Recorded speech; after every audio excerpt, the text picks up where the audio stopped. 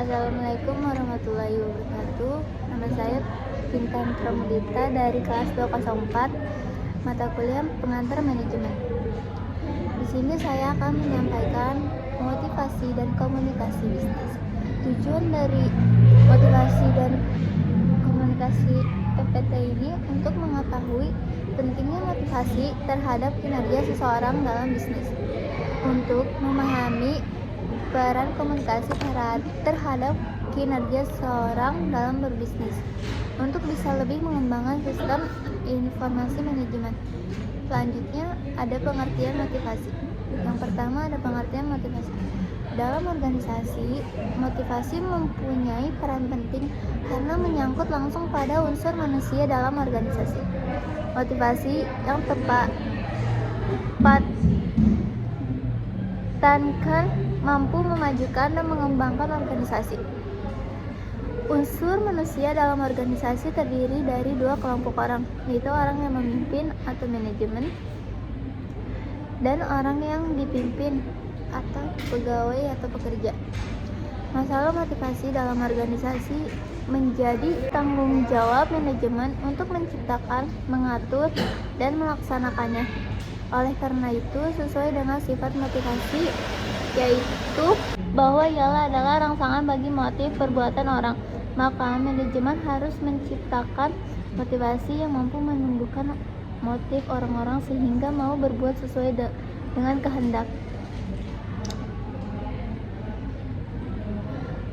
Organisasi. Motivasi adalah kesediaan melakukan usaha tingkat tinggi guna mencapai sasaran organisasi yang dikondisikan oleh individu.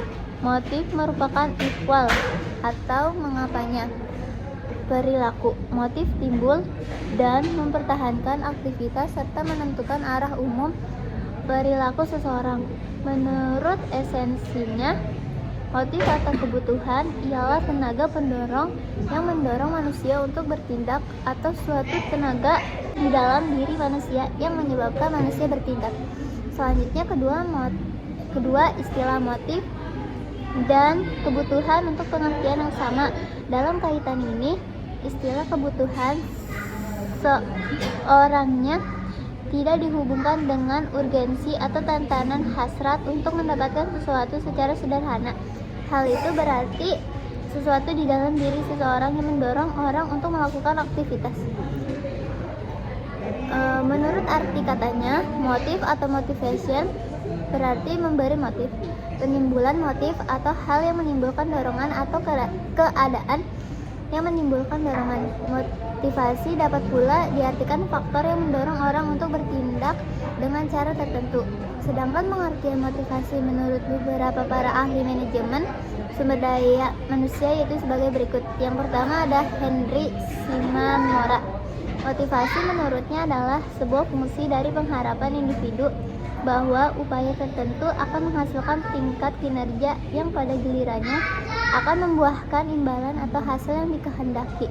Yang B ada Tehani Handoko. Motivasi adalah keadaan pribadi seseorang yang mendorong keinginan individu untuk melakukan kegiatan tertentu guna mencapai tujuan. Yang C ada GR Teori Motivasi. Motivasi merupakan sebuah keinginan yang terdapat pada diri seseorang yang merangsangnya untuk melakukan segala bentuk tindakan. Dari pengertian motivasi di atas, maka dapat disimpulkan bahwa motivasi merupakan suatu keadaan yang mendorong, merangsang, atau menggerakkan seseorang untuk melakukan sesuatu yang dilakukannya sehingga mencapai tujuannya. Selanjutnya ada tujuan motivasi. Tujuan motivasi yang pertama itu ada mendorong gairah dan semangat kerja karyawan. Yang kedua itu ada meningkatkan moral dan keputusan kerja karyawan. Yang ketiga itu ada meningkatkan produktivitas kerja karyawan. Yang keempat ada mempertahankan loyalitas dan kestabilan karyawan perusahaan. Dan selanjutnya itu ada jenis-jenis motivasi. Yang pertama itu satu ada motivasi positif. Motivasi positif atau insentif positif.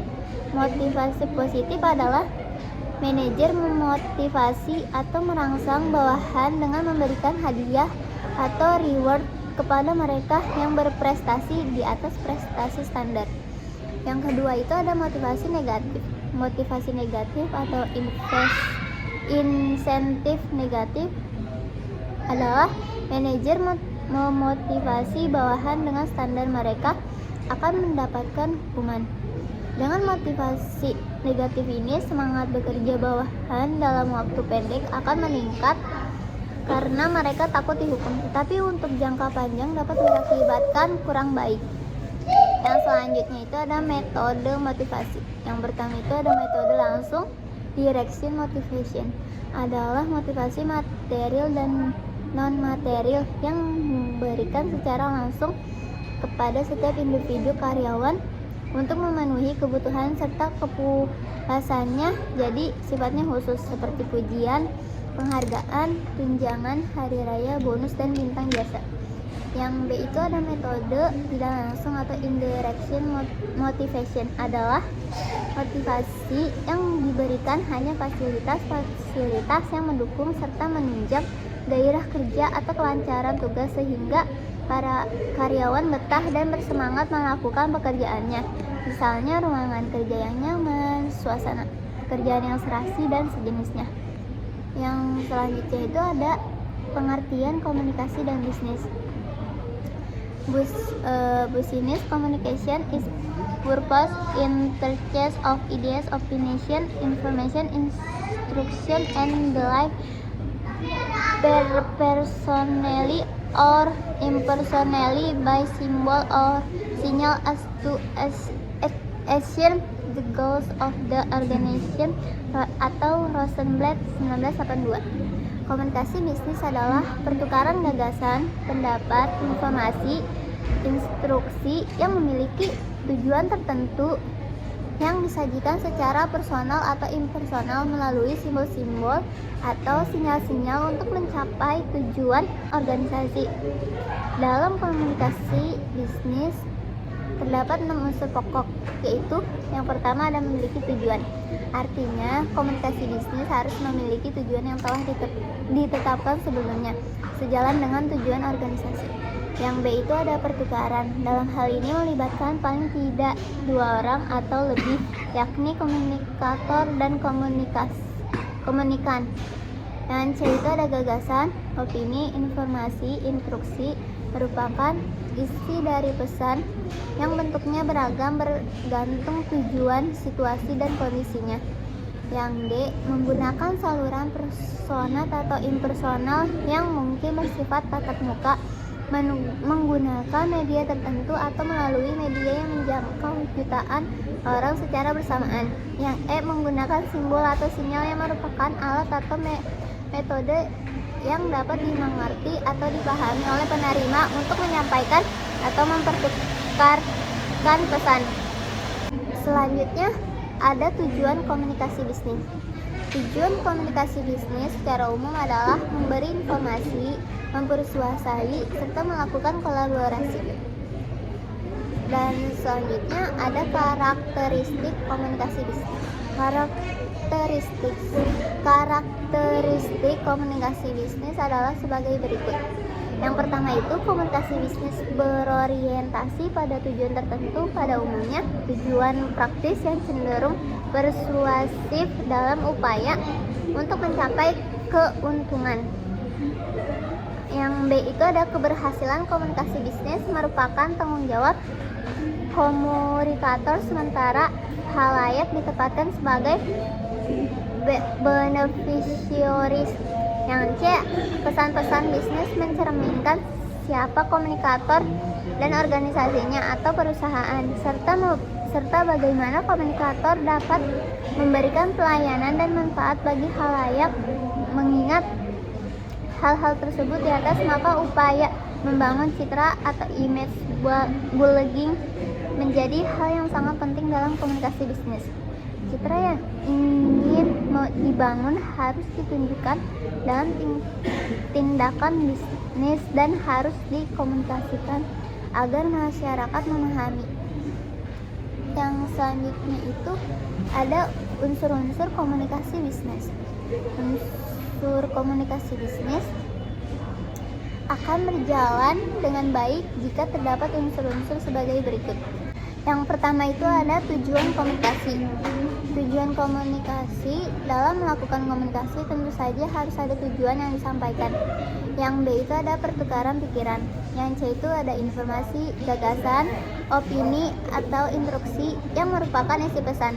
Yang keempat itu ada saluran personal atau impersonal. Yang selanjutnya itu ada sinyal atau simbol sebagai alat dan metode yang dapat dipahami dan dimengerti oleh penerima untuk menyampaikan pesan. Dan yang terakhir itu ada pencapaian tujuan sebagai hasil akhir. Selanjutnya itu ada bentuk-bentuk komunikasi bisnis. Komunikasi memegang peranan penting dalam kegiatan bisnis. Komunikasi dengan berbagai stakeholders perlu terus dijalin dan dipelihara dengan baik untuk mencapai kemajuan dan keberlanjutan kegiatan bisnis. Beberapa bentuk kegiatan komunikasi yang perlu dilakukan dalam kegiatan bisnis diantaranya adalah rekrutmen dan pelatihan karyawan, pembinaan karyawan, pelaporan pada manajemen, pelaporan pada pemegang saham, penjualan dan promosi, pemeliharaan hubungan dengan relasi dan pelanggan. Yang selanjutnya itu ada jenis-jenis komunikasi bisnis. Yang pertama itu komunikasi internal ke atas. Komunikasi bisnis internal ke atas adalah komunikasi yang berasal dari bawahan ke manajer atau individu dengan adanya hierarki perusahaan. Setiap pemimpin harus memungkinkan informasi mengalir ke atas agar memiliki pemahaman yang benar tentang operasi bisnis. Komunikasi ke atas internal biasanya mencakup survei, umpan balik, formulir, dan laporan yang disampaikan karyawan kepada manajer atau pemimpin tim mereka. Misalnya, laporan pemasaran dapat menyertakan statistik seperti total pengunjung situs web, keterlibatan media sosial, atau total prospek yang dihasilkan. Yang kedua itu ada komunikasi internal ke bawah. Komunikasi internal ke bawah mengalir dari atasan ke satu atau lebih bawahan. Jenis komunikasi ini bisa dalam bentuk surat, memo, atau arahan verbal. Saat berkomunikasi dengan karyawan, pemimpin harus menjaga komunikasi tetap profesional dan jelas.